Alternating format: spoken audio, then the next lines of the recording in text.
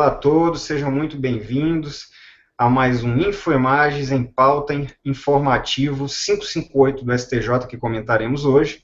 É um informativo relativamente curto, mas bastante interessante, porque temos súmulas, temos recursos repetitivos, temos julgado de corte especial, teremos basicamente 7 rodadas e estarei eu, professor Gabriel Queiroz, na companhia do professor Felipe Cadete. Tudo bom, professor? Olá. Você vai comentar aqui que julgado nessa primeira rodada? É um julgado repetitivo da segunda seção que analisa a ausência de interesse de agir para que, dentro de contratos de mútuo e financiamento bancário, se utilize a ação de prestação de contas. Não é cabível. Correto, muito bem. Professor Flávio, o que você nos traz nessa primeira rodada? Olá a todos, é sempre um prazer participar do Infoimagens em Pauta. Sejam bem-vindos, alunos de imagens. Eu trago um recurso especial da Corte Especial do STJ sobre a incidência dos 28,86% sobre uma gratificação de um servidor do Poder Executivo Federal.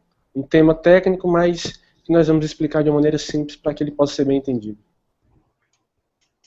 Correto. Eu comentarei aqui uma súmula da terceira sessão, a súmula 522, que vai tratar se a conduta de se autoatribuir uma falsa identidade no momento de uma prisão, se isso configura fato típico ou atípico. Pois bem, vamos passar ao professor Felipe Cadete. Professor, o senhor está com um repetitivo aí, e me parece que nesse ano o STJ se debruçou bastante sobre essas questões de interesse de agir, em termos de contratos bancários, e esse é mais um exemplo aí, né? Interesse de agir em contrato de mútuo bancário. O mutuário tem ou não tem o interesse de agir? No caso específico, professor Gabriel e o pessoal de casa, o STJ entendeu que não há esse interesse de agir. E o STJ, a meu ver, andou bem. Ele fez uma distinção bem interessante dentro dos contratos bancários. Ele colocou que a ação de prestação de contas, ela se destina primordialmente a você pedir contas de quem administre bens, negócios e interesses alheios, interesses de terceiros. E nesse aspecto, se nós formos ver no Código Civil o empréstimo de dinheiro enquanto bem fungível, ele é um contrato real que transfere a propriedade. E além disso, o contrato de empréstimo, o contrato de mútuo, nesse caso específico, ele é um contrato unilateral. É dizer, ele apenas vai gerar obrigações para o mutuário. O mutuante, quem empresta o dinheiro, não tem nenhuma obrigação. Ele só tem o direito de receber de volta o capital remunerado com juros. E com base nessa intelecção, com base nessa ordem de ideias, o STJ entendeu que não haveria nenhum dever do banco em prestar contas nesse caso. Não consta na notícia do julgado, mas em obter dictum, os ministros colocaram que dentro de empréstimos bancários, se há alguma dúvida em relação a qual a taxa de juros, se o mutuário não dispõe de todas as informações, de todos os documentos, o que ele deve aviar, na verdade, é uma ação de exibição de documentos, e não uma ação de prestação de contas. Essa ação de exibição de documentos, como todos nós sabemos, poderá ser incidental, dentro de um processo de conhecimento, ou cautelar ou preparatória, antes de você ingressar com a ação principal para discutir o negócio jurídico de mútuo. Uma observação que eu faço é que esse entendimento do STJ, ele só se aplica a mútuo bancário e a financiamento bancário. Ele não se aplica à totalidade dos contratos bancários. Por quê? Porque no contrato de conta corrente e no contrato de depósito bancário, aí sim nós teremos a gestão de bens e direitos alheios. Porque nesse caso específico, haverá sim o dever do banco, nós teremos sim um contrato bilateral, com direitos e obrigações de ambas as partes. Inclusive, a questão está até sumulada pelo STJ.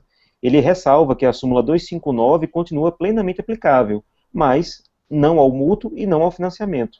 A súmula 259, vou pedir venha ao pessoal de casa para ler, coloca que a ação de prestação de contas pode ser proposta pelo titular de conta corrente bancária. Então, é importante que o pessoal guarde, de forma bastante sintética.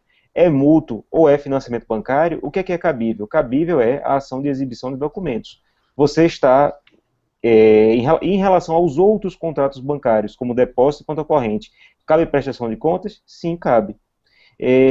Agora, para mim, o mais importante relacionado com a ação de prestação de contas, se fosse cair em concurso, não era nesse julgado. Para mim, um detalhe muito importante da prestação de contas que poderia cair em concurso se refere ao direito de família, dando uma guinada, digamos assim, em relação à temática do julgado.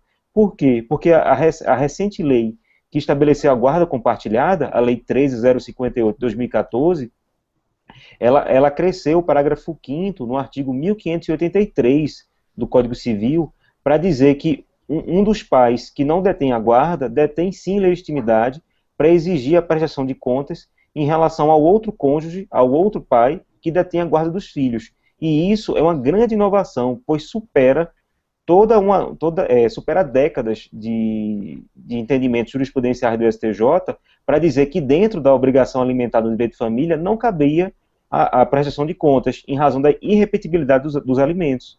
Então, em razão disso, esse dispositivo legal veio exatamente contrariar toda essa jurisprudência do STJ, para dizer que no direito de família, dentro da obrigação alimentar, caberia a prestação de contas. Eu acho que é algo interessante, que o pessoal de casa deve guardar, uma inovação aí da lei da guarda compartilhada.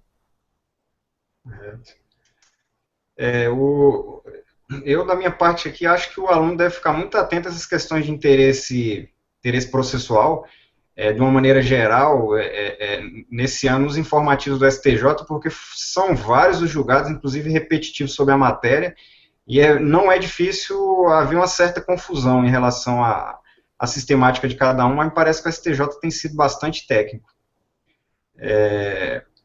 Bom, passemos ao professor Flávio. Professor Flávio, há uns anos atrás eu conheci um juiz que ele me disse que não aguentava mais julgar expurgos de FGTS, que era uma coisa que já datava aquela época de 20 anos, se contar aí de 2009, 2008 para trás, já tinham 20 anos.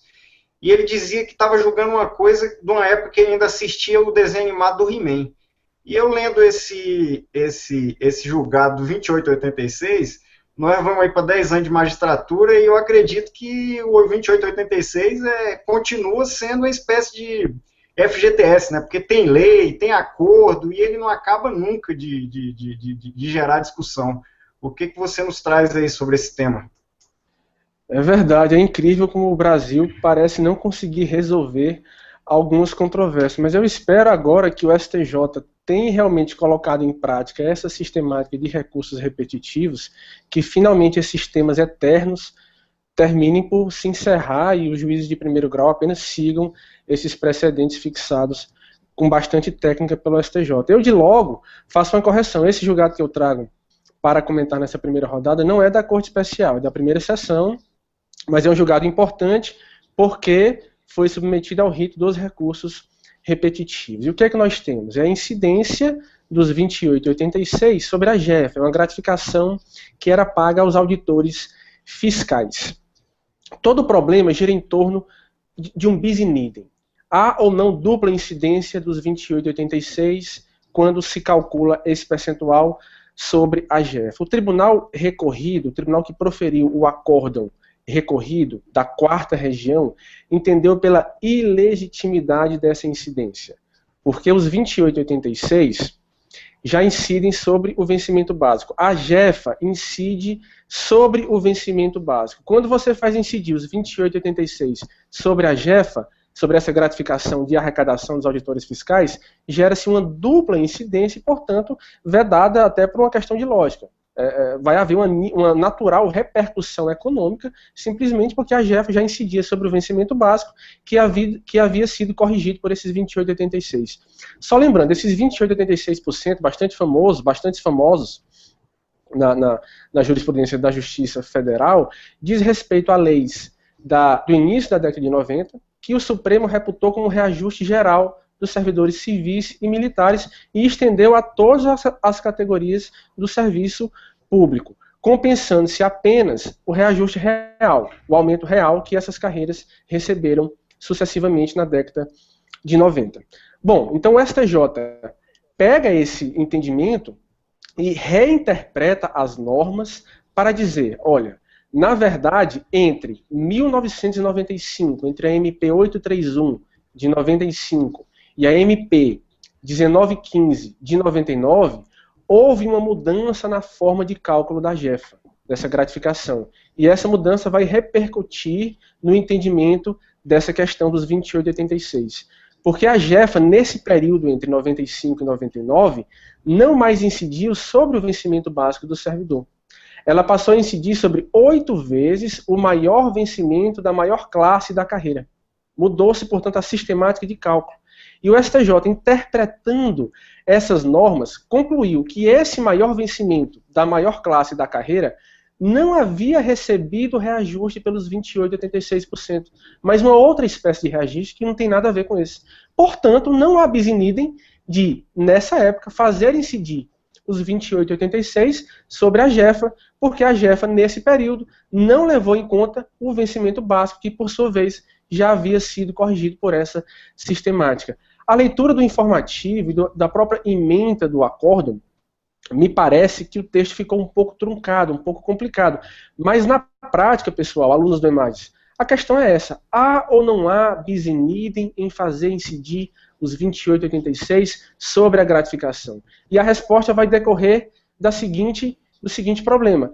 Essa gratificação incide sobre uma verba que já recebeu a incidência, já recebeu o cálculo dos 28,86 ou não? O STJ entendeu que, nesse caso, os auditores fiscais, não, e, portanto, não há bis in idem. Professor Gabriel.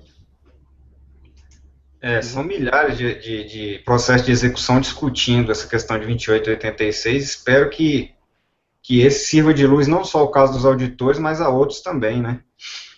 Eu queria só fazer uma pequena consideração, que a vedação ao efeito cascata, muito bem colocada pelo professor Flávio, hoje, depois da emenda 19 de 98, essa vedação está constitucionalizada. É o que consta exatamente no inciso 14 do artigo 37 da Constituição, quando a Carta Maior coloca que acréscimos pecuniários percebidos por servidor público não serão computados nem acumulados para fins de concessão de acréscimos ulteriores. Só isso. Correto. Muito bem lembrado, um acréscimo.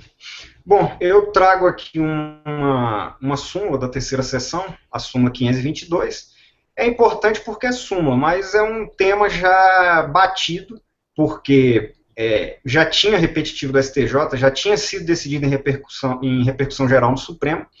Então, de certa maneira, ela não traz muita novidade, o que ela faz é facilitar o julgamento nos tribunais superiores e a aplicação, talvez, na prática.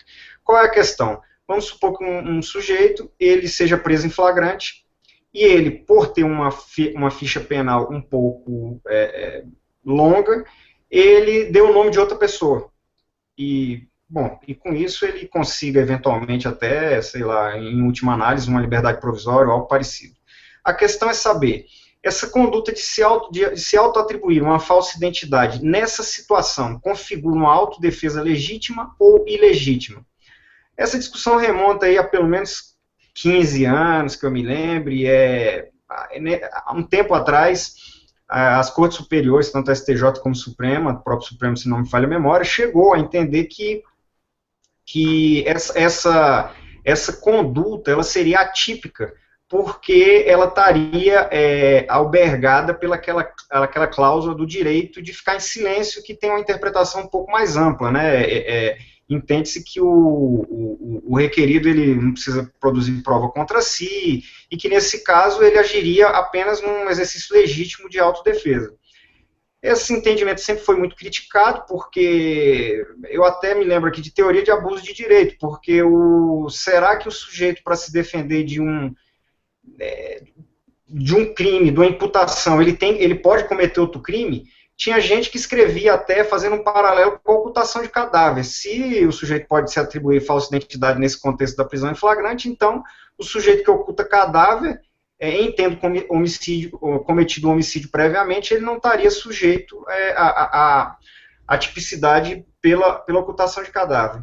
Pois bem, a discussão evoluiu e chegou nesse ponto no qual tanto o STJ e o Supremo passaram a entender que essa conduta, ela, muito mais do que atingir a pessoa do réu, no caso, do autuado, na prisão em flagrante, ela atenta contra a fé pública, né, porque o sujeito ele se dá uma identificação falsa, dificulta o trabalho da justiça, da polícia e tudo mais, e passou a entender que isso configura, sim, fato típico, e o Supremo já decidiu em repercussão geral. O STJ, salvo engano, em 2013, já tinha decidido isso pela sistemática de recurso repetitivo,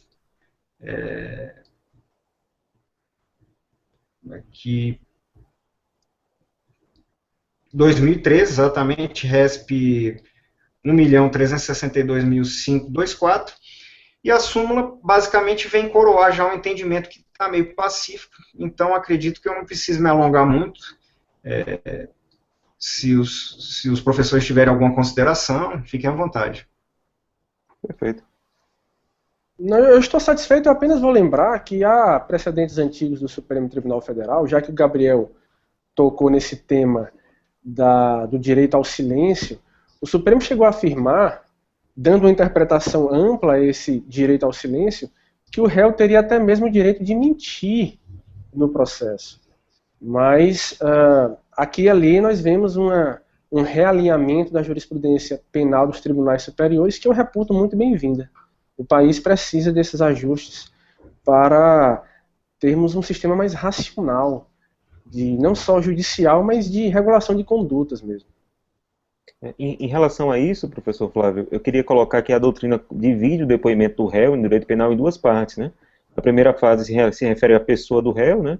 E a segunda se refere aos fatos, aos acontecimentos, né? O direito de mentir, digamos assim, se ele existe, ou se a jurisprudência coloca isso, se deve à segunda fase, em relação aos fatos, né? Mas em relação à primeira fase, não há esse direito, né? Eu acho que a súmula é exatamente a decorrência disso, né? Inclusive, acho que é até uma contravenção penal, né? Quando você omite a sua renda, a questão enfim, para que seria importante em uma futura dosimetria, né? Para a questão de multas, etc. Eu também concordo com o professor Flávio, concordo com o professor Felipe Cadete. Eu acho que a gente está precisando de mais boa fé e menos má fé nas coisas, esses entendimentos que acabam favorecendo essas condutas, o jeitinho brasileiro, eu acho que não contribui para a sociedade de uma maneira em geral. Pois bem, fechando essa primeira rodada do InfoImagens em pauta informativo 558 do STJ, convidamos a todos a continuar conosco nas próximas rodadas, em seguida, a segunda.